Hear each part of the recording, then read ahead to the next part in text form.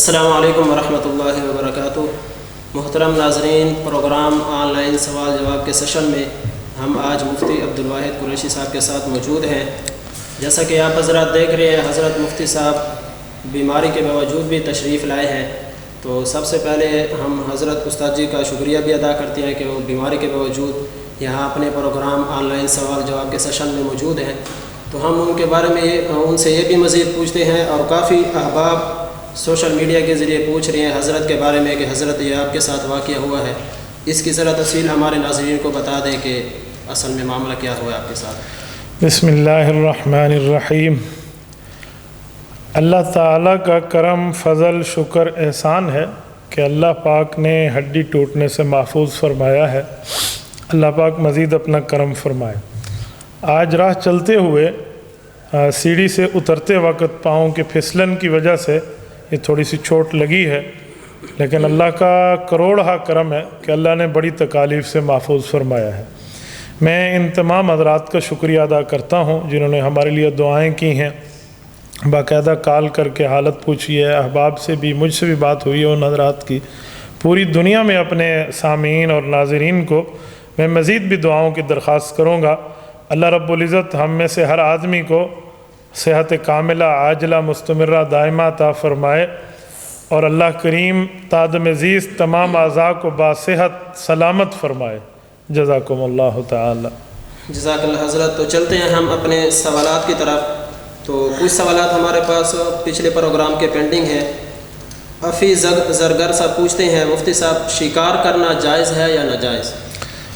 بھائی حفیظ، شکار کرنا جائز ہے، ایسی کوئی بات نہیں ہے، لیکن شکار کے احکام تفصیل سے جا کر آپ کسی عالم دین سے پوچھ لیجئے تاکہ آپ کے شکار میں اسلامی معلومات آپ کی پیش نظر رہیں۔ محمد صدام خلیل پوچھتے ہیں، انبیاء اور اولیاء کو علم غیب جزئی عطائی ثابت ہے یا نہیں؟ علم غیب میرے اللہ کا خاصہ ہے، میرے اللہ کے خاصے میں کوئی شریک نہیں ہے۔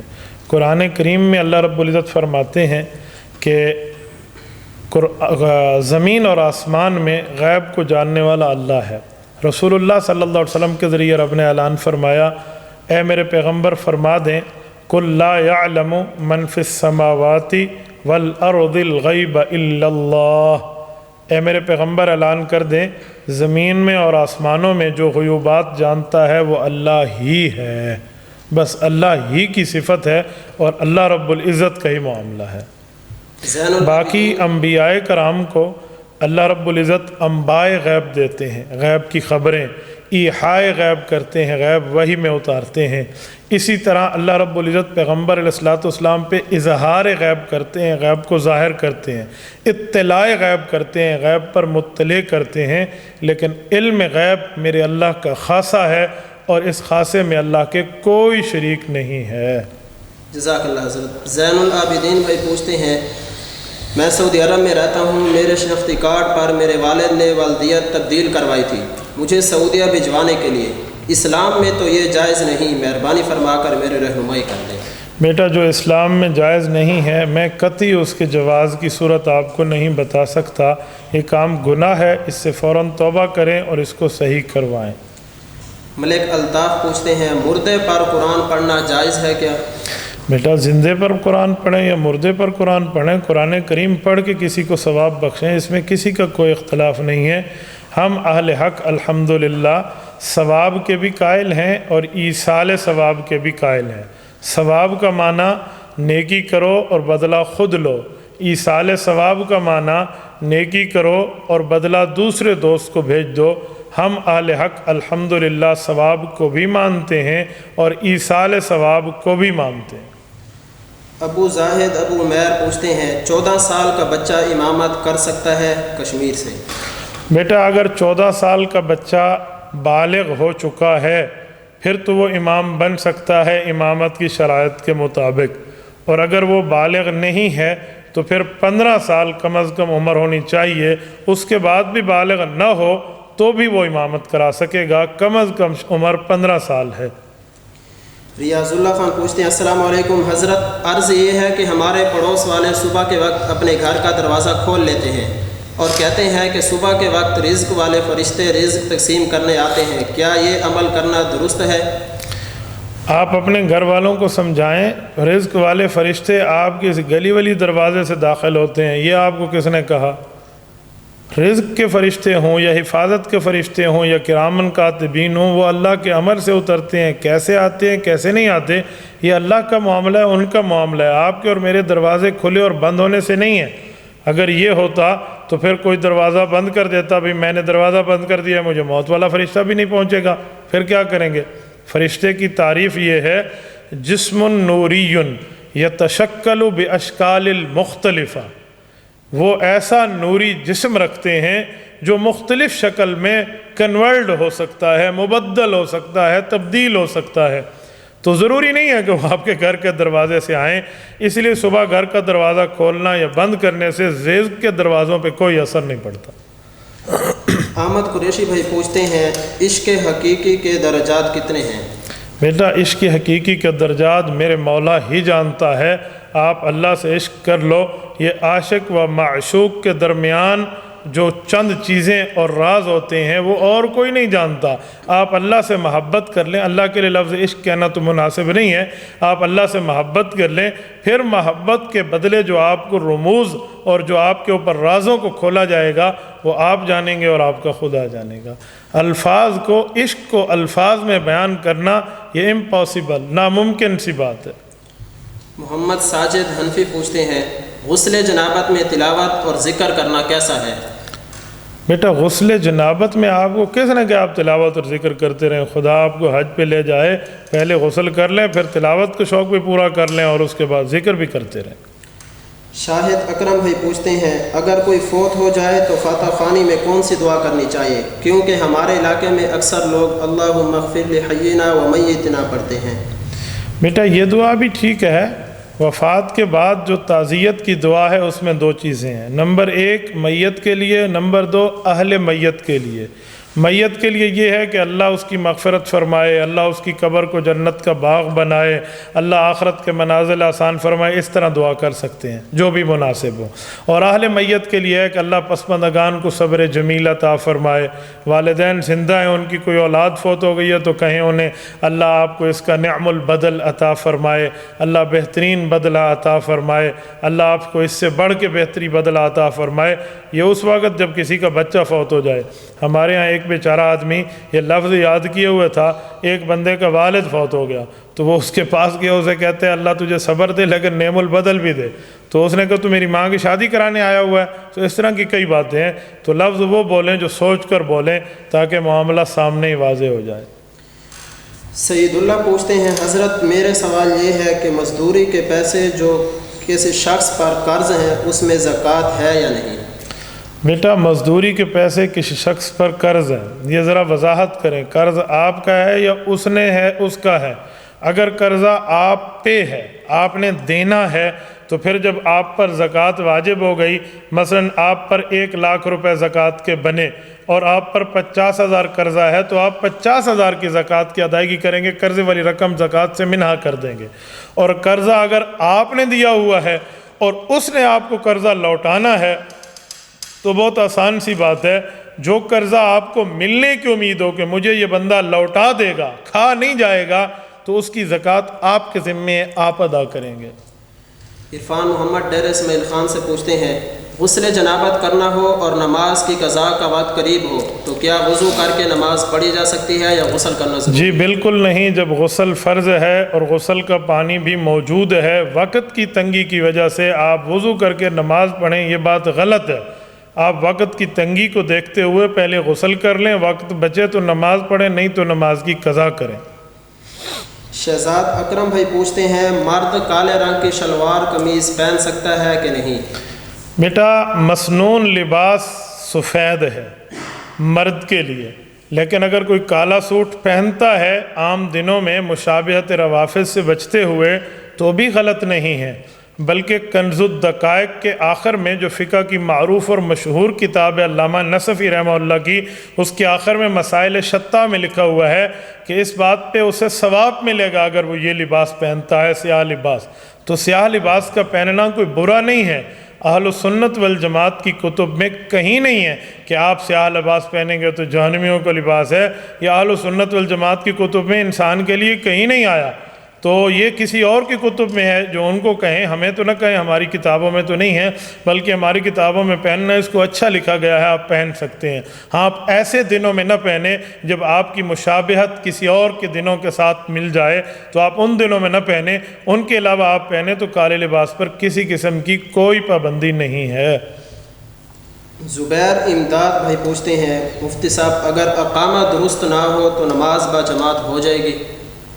اقامت درست نہ ہو تو نماز با جماعت ہو جائے گی، بالکل ہو جائے گی۔ اقامت کہنا مستحب ہے، اور اگر اس میں غلطی ہو گئی ہے تو آپ کی نماز انشاءاللہ ہو جائے گی با جماعت۔ محب اللہ بھائی پوچھتے ہیں، السلام علیکم حضرت، یہ جو بھالو اور گڑیا کا کاروبار ہے، کیا اس کا پیسہ حلال ہے؟ بیٹا گڑیا تو بت ہے، میں اس کے بیچنے کو کبھی حلال نہیں کہوں گا۔ بھالو اگر اوریجنل بھالو ہے اور اگر آپ اس کی خرید اور فروخت کر رہے ہیں تو گنجائش موجود ہے، اور اگر وہ بھالو یہ تصویروں والا اور بچوں کو کھلانے والا ہے تو بالکل غلط ہے، اس سے پرہیز کریں، بتوں کے کاروبار کو حرام کہا گیا۔ مسلمان بت فروش نہیں ہوتا، ابراہیم علیہ السلام کی طرح بت شکن ہوتا ہے، اس لیے بت شکن بنیے، بت فروش نہ بنیے۔ وسیم ملک بھائی پوچھتے ہیں، کیا امام اعظم ابو حنیفہ کو اللہ تعالیٰ کا دیدار ہوا ہے؟ خواب میں تو کسی کو بھی ہو سکتا ہے۔ امام اعظم ابو حنیفہ رحمہ اللہ اور امام احمد بن حنبل رحمہ اللہ کے لیے لکھا گیا ہے کہ خواب میں انہوں نے زیارت کی ہے۔ اب خواب میں تو کوئی بھی کر سکتا ہے۔ لوگ کہتے ہیں کیسے کیا ہے اللہ تو رب العزت کو، ان نے کیسے دیکھا؟ بابا یہ خواب کی بات ہے، یہ امتی لوگ ہیں جن نے دیکھا ہے اپنی آنکھوں سے عرش المعلی پہ جا کے، وہ رسول اللہ کی ذات ہے۔ ابن عباس رضی اللہ عنہما کی روایت موجود ہے، تفسیر ابن کثیر میں جا کر آپ دیکھیں، ان نبینا صلی اللہ علیہ وسلم قد رأى ربہ، ہمارے پیغمبر صلی اللہ علیہ وسلم نے اپنے اللہ کو دیکھا ہے، وہ رسول اللہ کی بات ہے۔ جن نے خواب میں دیکھا ہے وہ کوئی بھی ہو سکتا ہے۔ امام صاحب کے بارے میں بھی آتا ہے، امام احمد کے بارے میں بھی آتا ہے۔ عمیر خان پوچھتے ہیں، اگر گندم خریدی جائے اور کچھ عرصے بعد منافع پر بیچی جائے تو اس میں گناہ ہے یا نہیں؟ بیٹا جن دنوں میں بحران اور قحط موجود ہو پھر تو یہ ذخیرہ اندوزی کے زمرے میں آئے گا اور گناہ ہے، اور اگر یہ بحران نہیں چل رہا پھر بالکل جائز ہے، آپ کریں۔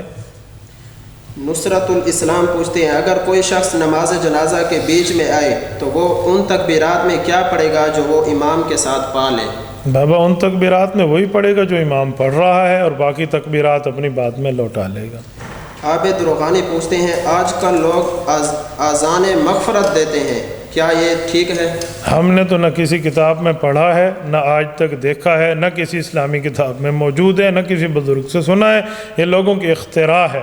اذان مغفرت کا کیا معنی میرے بھائی؟ اذان نماز، اذان جمعہ کی بات تو سنی ہے، باقی عید نماز کی اذان نہیں ہے، بقرہ عید کی اذان نہیں ہے، خدا کے بندے نماز استسقاء کی اذان نہیں ہے، تو آپ نے پتہ نہیں کون سی نمازوں کی اذان نکال لی ہے۔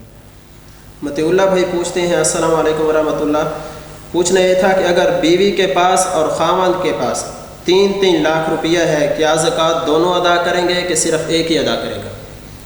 بیٹا 3 لاکھ روپے جو آپ اس کے پاس موجود ہیں تو مالک کون ہے یہ تو دیکھیں نا، مالک کون ہے ان پیسوں کا؟ جو مالک ہے زکوٰۃ وہی ادا کرے گا، اس کے پاس اور بھی مال ملا کر اگر زکوٰۃ بنتی ہے تو وہ خود ہی زکوٰۃ ادا کرے گا۔ حمزہ ندیم بھائی پوچھتے ہیں کہ میرا ایک دوست کا دیانی ہے اور وہ کہتے ہیں کہ حضور صلی اللہ علیہ وسلم کو آخری نبی مانتے ہیں، پر تم انہیں کافر کیوں کہتے ہو؟ رسول اللہ صلی اللہ علیہ وآلہ وسلم کے بعد نئے نبی کو ماننا یہ کفر ہے۔ قادیانی رسول اللہ کے بعد نئے نبی کے دعوے دار ہیں، تو لہٰذا جواب ظاہر ہے۔ باقی آپ کا دوست ہے تو وہ آپ کا جگر ہے، ہم تو اس بات کو قائل نہیں سمجھتے، یہ یاد رکھیں، بالکل بری بات ہے۔ عبداللہ خان پوچھ رہے ہیں، تراویح میں دیکھ کر قرآن مجید پڑھ سکتے ہیں کیا؟ جی نہیں۔ محمد حسن وڑائش پوچھتے ہیں، السلام علیکم، مفتی صاحب سے سوال ہے کہ کیا گھر کے صحن میں نماز ہو جاتی ہے؟ جی بالکل بیٹا، جگہ پاک ہو تو ضرور نماز ہو جاتی ہے۔ جو آج کل حالات ہیں تو لوگ گھروں میں ہی پڑھ رہے ہیں نا ان حالات میں۔ کاشا میر پوچھتے ہیں، امام مسافر ہو 4 رکعت والی نماز میں تیسری اور چوتھی رکعت میں مقتدی کچھ بھی نہیں پڑھے گا، اس کی کیا دلیل ہے؟ بیٹا امام مسافر ہو تو مقتدی تیسری اور چوتھی رکعت میں جب لوٹائے گا تو کچھ نہیں پڑھے گا، اسی لیے کہ تیسری اور چوتھی رکعت میں تو قرات متعین ہی نہیں ہے۔ جب یہ امام کے پیچھے ہوتا، جیسے 4 رکعت یہ پڑھ رہا ہے مقیم مقتدی، تو امام کے پیچھے بھی اس نے تیسری اور چوتھی رکعت میں کچھ نہیں پڑھنا تھا، اس نے کیا پڑھنا تھا؟ تو اب بھی گویا امام کے پیچھے ہی ہے، لہٰذا تیسری اور چوتھی رکعت میں کچھ نہیں پڑے گا۔ ولی خان پوچھتے ہیں بچوں کو صف میں کہاں کھڑا کیا جائے؟ مناسب ہے کہ بچوں کو والد اپنے ساتھ صف میں کھڑا کرے، اس کی وجہ یہ شیطانیاں نہیں کریں گے۔ اگر آپ اس کو پچھلی صفوں میں دھکیلیں گے تو پچھلی صفوں میں شور شرابہ آئے گا، اس لیے ہر بندہ اپنے بچے کو ساتھ ٹھہرائے گا نا تو وہ نماز بھی سیکھے گا، کیونکہ سنجیدہ بچہ ہے، بڑا ہے، سمجھتا ہے، تو نماز بھی سیکھے گا اور باقیوں کی نماز خراب بھی نہیں کرے گا۔ آرجے تاثیر پوچھتے ہیں روح کو سب سے زیادہ نقصان انسان کا کون سا عمل پہنچاتا ہے؟ ہر گناہ روح کو نقصان پہنچاتا ہے۔ یوسف بھائی پوچھتے ہیں بد نظر اور جنات کی بالا سے محفوظ رکھنے کے لیے کوئی تعویذ اور تدبیر دے کر اس پر معاوضہ حاصل کرنا کیسا ہے؟ نیز غیر مسلم جناتی مریض پر کلام اللہ شریف کی آیتیں پڑھ کر دم کرنا اور حفاظت کے لیے آیتوں کی تعویذ بنا کر دینا کیسا ہے؟ غیر مسلموں پر دم کرنا، قرآن کریم پڑھ کر پھونکنا، یہ صحابہ کرام کے دور سے ثابت ہے۔ صحیح بخاری جلد اول صفحہ 304 پر موجود ہے۔ اس طرح بہت سی جگہ موجود ہے۔ حضرت ابو سعید خدری رضی اللہ تعالی عنہ نے سورۃ فاتحہ پڑھ کے ان پر پھونکا تھا اور انہوں نے اس کے بدلے میں ان کو بکریاں دی تھی، تو لہٰذا ایسی کوئی ناجائز بات نہیں ہے۔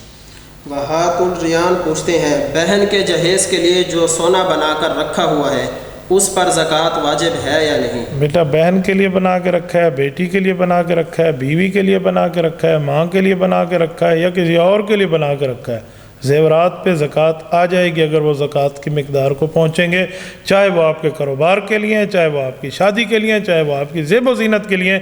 زیورات جس شکل میں ہیں، سونا اور چاندی دونوں اکٹھے ہیں، تو آدھے تولے پر بھی دونوں پہ زکوٰۃ آ جائے گی۔ یاد رکھنا آج کے دور کی مالیت ایسی ہے، اور اگر صرف سونا ہے تو 7.5 تولے اور صرف چاندی ہے تو 52.5 تولے آپ پر زکوٰۃ آ جائے گی۔ جزاک اللہ حضرت۔ سفیان خان پوچھتے ہیں لال کپڑا پہن سکتے ہیں یا نہیں؟ بیٹا لال کپڑا پہننے کی ممانعت ہے، نہ پہنے تو مناسب ہے۔ باقی شاید اگر آپ اعتراض کریں امیر شریعت حضرت سید عطاء اللہ شاہ بخاری رحمہ اللہ پہ کہ وہ لال رنگ کی قمیض بعض اوقات پہنا کرتے تھے، وہ بات اور تھی۔ میں اس کا جواب بھی دیتا جاؤں کہ ہاں کئی جگہ مجھے لوگوں نے کہا وہ زمانہ تھا مجلس احرار اسلام کا کفار سے ٹکر کا، قادیانیت کے خلاف نکلنے کا۔ احرار مسلمانوں کی نمائندہ جماعت تھی تو اس کے جھنڈے کے رنگوں کے لباس کو حضرت امیر شریعت پہنا کرتے تھے کفار کے دل جلانے کے لیے، وہ مسئلہ اور ہے، عام حالات کا مسئلہ اور ہے۔ امیر پشتین پوچھتے ہیں ناخن کٹوانے سے وضو ٹوٹ جاتا ہے؟ جی بیٹا ناخن کٹوانے سے تو وضو نہیں ٹوٹتا، اگر آپ کا کوئی خون وغیرہ نکل آیا اور کوئی جگہ کٹ گئی ہے تو پھر وضو ٹوٹ جائے گا۔ شہزاد مرسی بھائی پوچھتے ہیں حضرت معاویہ رضی اللہ تعالیٰ عنہ کو کاتب وحی کہتے ہیں، صحابہ کا منکر اعتراض کرتا ہے کہ قرآن 99% تو اتر چکا تھا، وہ کاتب کیسے ہوئے؟ چلو 99% بقول تمہارے اتر چکا تھا تو 1% تو رہتا تھا۔ ہم تو کہتے ہیں قرآن کی ایک زبر لکھنے والا بھی کاتب ہے، اور آپ 1% لکھنے والے کو کاتب نہیں کہتے۔ خدا کے بندے، اللہ تمہیں کیا کہے، تم تو پتہ نہیں کیسی بات کرتے ہو۔ حمید بلوچ بھائی پوچھتے ہیں بلوچستان سے، یہ میں نے اسی لیے کہا ہے کہ 99.9% اتر چکا تھا کہ اگر میں اسی ہی کی بات مان لوں تو، ورنہ ایسی بات نہیں ہے۔ انہوں نے قرآن کریم بھی لکھے ہیں، حدیث پاک بھی لکھی ہے، رسول اللہ صلی اللہ علیہ وسلم کے خطوط بھی جو کفار کی طرف سرداروں کی طرف لکھے گئے ہیں وہ بھی حضرت معاویہ نے لکھے ہیں۔ فَإِنَّهُ قَوِيٌّ أَمِينٌ، حدیث پاک میں وہ طاقتور بھی تھے اور امانت دار بھی تھے۔ حمید بلوچ بلوچستان سے پوچھتے ہیں نظر بد کیا ہے اور اس کے لگنے کے آثار ہوتے ہیں اور اس کو ختم کرنے کا طریقہ عنایت فرمائیں۔ النظر حق العین حق، حدیث پاک میں ہے کہ نظر بالکل حق ہے، لگتی ہے۔ تو نظر اگر کسی انسان کو لگے تو قبر تک ہی جا سکتا ہے، اور جانور کو لگے تو وہ حلال ہے تو ذبح ہو کر ہماری کیا کہتے ہیں ہانڈی میں بھی آ سکتا ہے۔ حدیث پاک کے دور میں جو نظر لگی تھی ایک بندے کو، دوسرے کو وضو کرا کر اس نظر جس کو لگی تھی اس کو غسل کرایا گیا تھا، پانی اس کا تھا جس نے غسل نظر لگائی تھی، اس نے وضو کیا تھا، تو یہ بھی علاج موجود ہے۔ باقی اگر کسی بندے کو خطرہ ہے کہ نظر میں لگ جاتی ہے، نظر ضرور نہیں غیر کی لگتی ہے، اپنے کی بھی لگ جاتی ہے، محب کی بھی لگ جاتی ہے، پیارے کی بھی لگ جاتی ہے، مخلص کی بھی لگ جاتی ہے، تو مناسب ہے کہ اس کے لیے آیات پڑھے۔ آیات ماشاء اللہ پڑھ لیا کرے. صورت قلم کی آخری آیات ہیں وَإِن يَكَادُ الَّذِينَ كَفَرُوا، یہ آیتیں پڑھ لیا کرے آخر تک، یہ مناسب ہے. اور اگر آپ کو خطرہ ہے کہ فلاں آدمی کے لگے کہ فِي قُلُوبِهِم مَرَضٌ فَزَادَهُمُ اللَّهُ مَرَضًا، اس طرح کی باتیں شیطان کے لیے پڑھ کے بندہ پھونک بھی سکتا ہے، تو اس سے محفوظ رہ سکتے ہیں. السلام علیکم ورحمۃ اللہ. اسامہ سومرو لیاری کراچی. اللہ پاک آپ کو صحت کاملہ عطا فرمائے. میرا سوال یہ ہے کہ ہمارے ہاں ایک رواج چلا آ رہا ہے، جس گھر میں میت ہو جائے تو وہاں لوگ 3 دن تک بیٹھتے ہیں، اور جب کوئی شخص تعزیت کے لیے آتا ہے تو وہ دعا بھی کرواتا ہے. کیا ایسا کرنا درست ہے یا نہیں؟ 3 دن تک میت کے پاس آنا، اہل میت کے پاس آنا جانا اور ان کو کھانا پہنچانا اور ان کی ضروریات کا انتظام کرنا، یہ تو حدیث پاک سے ثابت ہے. اور اس طرح جا کر بیٹھنا کہ بس وہیں چوکڑی مار کے بندہ بیٹھ ہی جائے، لوگوں کے کھانے کا بس ہڑپ تو ملک تو جھپک تو بیٹھا رہے، جو آئے گا میں کھاتا رہوں گا، تو یہ تو شرعاً قانوناً اخلاقاً بھی غلط ہے کہ ایسا نہیں بننا چاہیے. اور اس کے ساتھ جو ہر بندہ آ رہا ہے وہ اس کے لیے دعا کر رہا ہے، تو دعا بہت اچھی بات ہے، بندہ دعا کرے، دین کے لیے کرے، اللہ کے لیے کرے، اور اس اہل میت کے لیے کرے، اور اللہ کے واسطے سے کرے تاکہ اللہ رب العزت اس کو مغفرت فرمائے. اس میں تو کوئی برائی نہیں. ملک عارف بھائی پوچھتے ہیں فصل کا 20% کیسے نکالیں؟ جب فصل تیار ہو جاتی ہے اس کے بعد والا خرچہ نکالیں یا نہیں؟ پانی والے بندے کا حصہ نکالیں یا نہیں؟ ما اخرجت الارض، زمین سے جو کچھ نکلا ہے آپ نے اس کا 20واں حصہ دینا ہے. اگر آپ پیسے سے پانی ڈلوا رہے ہیں 10واں حصہ دینا ہے آپ نے. اگر آسمان سے پانی برستا اور فصل اگتی ہے تو اس میں کسی قسم کے خرچے ورچے نہیں نکالنے. جو نکلا اس کا 10واں حصہ، جو نکلا اس کا 20واں حصہ. قاری معرف احمد بھائی پوچھتے ہیں کیا شراب کے نشے میں طلاق ہو جاتی ہے؟ بیٹا وہ جو نشہ ہے نا، جس نشے میں طلاق نہیں ہوتی، وہ ایک عظیم قسم کا نشہ ہے. جس بندے کو یہ کہے وہ دیکھو اوپر آسمان پہ درخت لہرا، وہ اوپر زمین پہ درخت لہرا رہے ہیں، یہ دیکھو نیچے آسمان میں تارے جگمگا رہے ہیں، یعنی اس طرح کا نشہ ہو، ہوش و حواس کھو بیٹھے، ماں بہن کی تمیز نہ رہے. آج کل کے وہ نشے نہیں ہیں. آج کل نشہ کرتے ہیں بیوی کو جا کہتے تجھے طلاق ہے. اس میں نشے میں طلاق ہو جاتی ہے. کیوں؟ اس کو اتنا پتہ ہے میری بیوی ہے، تو پھر تو طلاق ہو گیا نا، پھر تو طلاق ہو گئی. اگر یہ واقعی نشے میں تھا تو امی جان کے پاس کہتا امی میں نے تجھے طلاق دی ہے، پھر میں سمجھتا کہ نشے میں ہے. بہن کو جا کہتا بہنا جی میں نے میں بھائی ہونے کے ناطے تجھے طلاق دے رہا ہوں، پھر سمجھتے ہم نشے میں ہے. یہ کیسا نشہ ہے یار؟ نمبر ڈائل ہو رہے ہیں، یہ کیسا نشہ ہے؟ اس بندے سے گفتگو ہو رہی ہے، یہ کیسا نشہ ہے؟ اس کو اپنے گھر تک کا پتہ ہے، اور گھر میں آ کے بیوی سے گفتگو میں اس کو طلاق دے رہا ہے. اس نشے میں طلاق ہو جاتی ہے. اس طرح کے بہانے ناقابل قبول ہیں. جمال الدین کوہار سے پوچھتے ہیں عورت کے لیے سونے چاندی کے علاوہ اور دھات سے بنے ہوئے زیورات کا استعمال کیسا ہے؟ بیٹا دھات کے بنے ہوئے زیورات کا استعمال تو عورت کے لیے ممنوع نہ ہوگا، لیکن یہ بات ذہن میں رکھیں زکوٰۃ سونے اور چاندی پہ آتی ہے.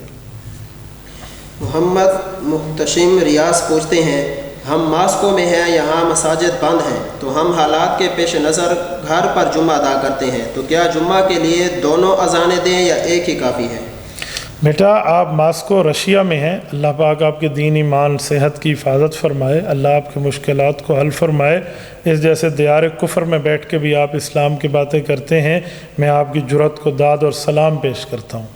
آپ دونوں اذانیں دیں تو بالکل سنت پوری ہو جائے گی، بالکل آپ کو دینی چاہیے دونوں اذانیں تاکہ مسنون ترتیب پوری ہو جائے. اور اگر پہلی نہیں ہو سکتی تو دوسری اذان تو آپ کو ہر صورت دینی ہی ہوگی.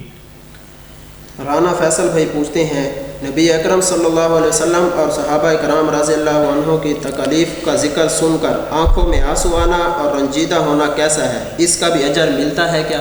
بالکل، اگر بندہ بے قابو ہو کر خود ہی سے ہی آنکھوں سے آنسو جاری ہو جائے تو میرے خیال میں یہ تو اجر کی بات ہے، کوئی برائی کی بات نہیں ہے.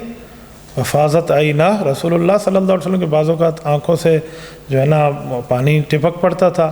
وَعَيْنَاهُ تَذْرِفَانِ حدیث پاک میں آتے اللہ کے رسول صلی اللہ علیہ وسلم جب سیدنا حسین ابن علی رضی اللہ عنہ کی شہادت کی پیشن گوئی دینے لگے، حضرت ام سلمہ فرماتی ہیں وَعَيْنَاهُ تَذْرِفَانِ اللہ کے رسول صلی اللہ علیہ وسلم کی آنکھیں بہہ رہی تھیں. تو اس طرح کے موقعوں پر یا کسی کی بات سن کے آنکھوں میں آنسو آ جانا یہ ایک اچھی بات ہے، ایک محبت کی عقیدت کا مظہر ہے، ایسی اس پر کوئی برائی نہیں ہے.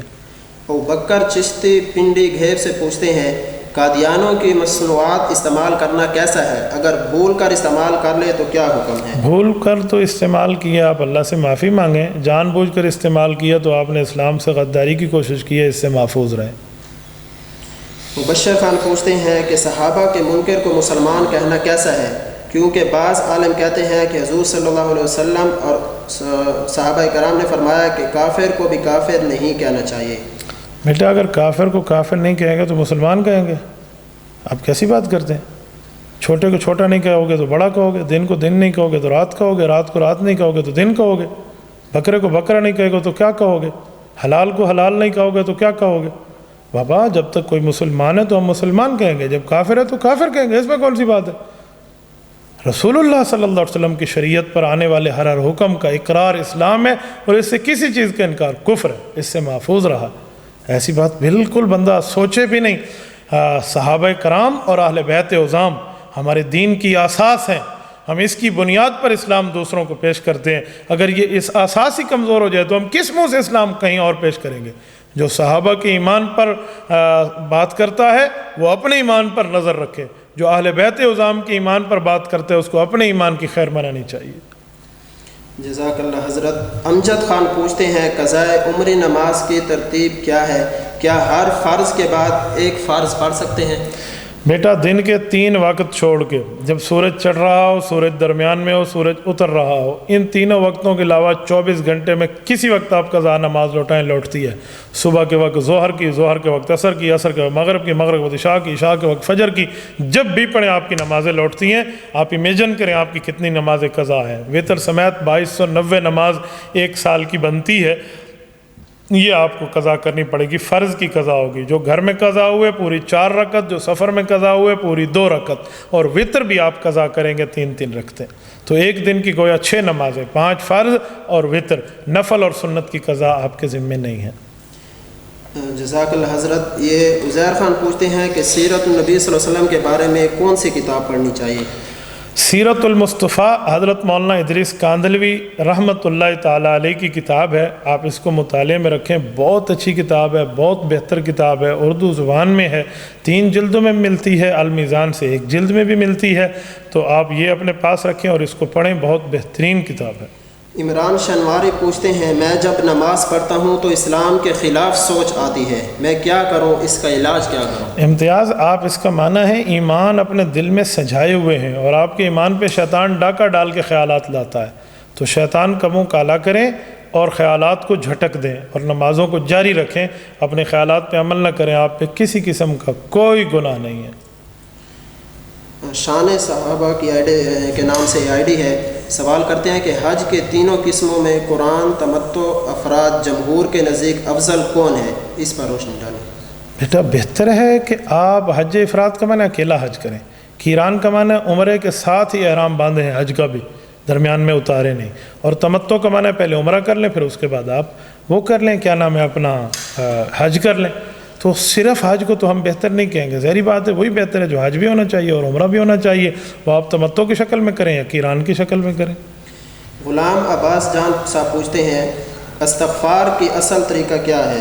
استغفار کی اصل طریقہ کیا ہے؟ استغفر اللہ ربی من کل ذنب واتوب الیہ، یہ پڑھیں اور دل سے سمجھیں کہ میں نے غلطی کی ہے، میں اللہ سے معافی مانگ رہا ہوں۔ جب بولیں گے تو استغفار بولیں گے، جب پڑھیں گے تو استغفر اللہ پڑھیں گے۔ صابر حسین پوچھتے ہیں میں دبئی میں مقیم ہوں، یہاں میرے ساتھ سکھ کام کرتے ہیں، کیا ان کے ساتھ کھانا کھا سکتا ہوں یا ان سے لے کر کچھ کھا سکتا ہوں؟ ان کا پکا ہوا تو آپ نہ کھائیں، اپنا پکا ہوا انہیں کھلائیں، اکرام کریں، ان کو دین کی طرف متوجہ کریں۔ ایک دسترخوان پہ بیٹھیں، وہ اپنی پلیٹ میں کھائیں، آپ اپنے پلیٹ میں کھائیں، اس پر کوئی جرم نہیں ہے۔ مسلم بابا خیل پوچھتے ہیں اگر ایک آدمی فون پر اپنی بیوی کو کہے کہ تجھے میری طرف سے 1000 بار طلاق ہو تو طلاق ہو جاتی ہے یا نہیں، یا 3 بار الگ الگ دینا چاہیے؟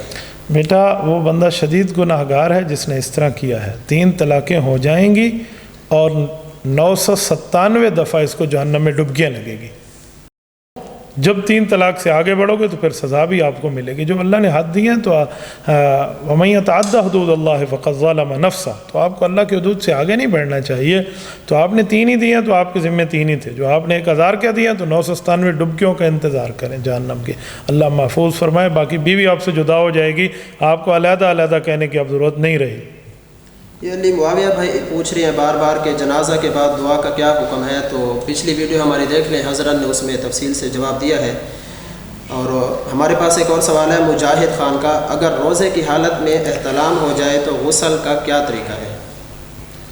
غسل کے لیے آپ وہ کلی نہیں کریں گے جو عام دنوں میں کرتے ہیں بڑے غرارے والی، اور وہ ناک پہ پانی نہیں چڑھائیں گے جو عام دنوں میں چڑھاتے ہیں بالکل ناک کی نرم ہڈی تک. تو آپ نے کلی ایسے کرنی ہے جیسے وضو میں، ناک میں پانی ایسے چڑھانا ہے جیسے وضو میں، بس آپ کا غسل ہو جائے گا.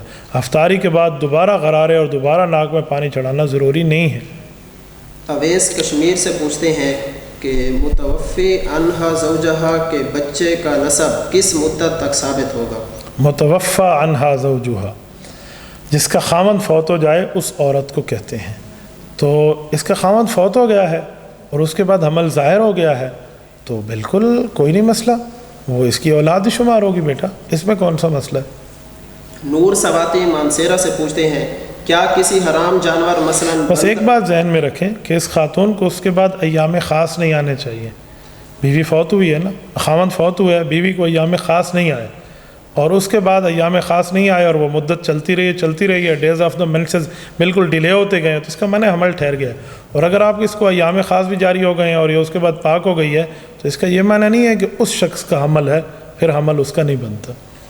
نور سواتی مانسہرا سے پوچھتے ہیں کیا کسی حرام جانور مثلا بندر، ریچھ یا شیر وغیرہ کا گوشت دوائی کے طور پر گھر میں رکھا اور استعمال کیا جا سکتا ہے؟ وضاحت کریں. بیٹا یہ حکیموں کا کام ہے، طبیب حاذق دیکھے گا کہ حرام چیز میں ہی اس کا علاج موجود ہے اور کسی چیز میں ہی نہیں ہے، تو پھر حرام سے کس طرح استعمال کیا جا سکتا ہے وہ طبیب حاذق کا کام ہے، وہ آپ کو اس کی مقدار اور اس کی ترتیب بتائے گا.